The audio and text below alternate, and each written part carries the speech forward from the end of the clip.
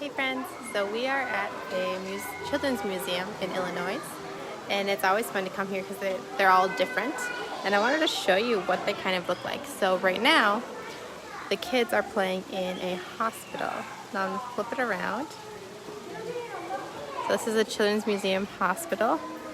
Here's a little nursery, the check-in desk,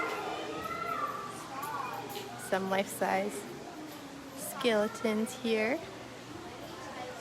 as well as they have crutches. And here's information about your tongue. And there's a doctor. Oh, this is an eye doctor section right here.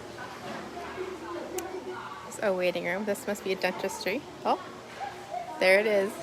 And even a dentist stool. Oh, and they're working on telehealth right now, it looks like. So one of them's a doctor and one of them is has an appointment on telehealth. Here's Owen. It's just kind of a cool place because there's lots and lots of stuff to do. And there's 3 stories of stuff to do for the kids.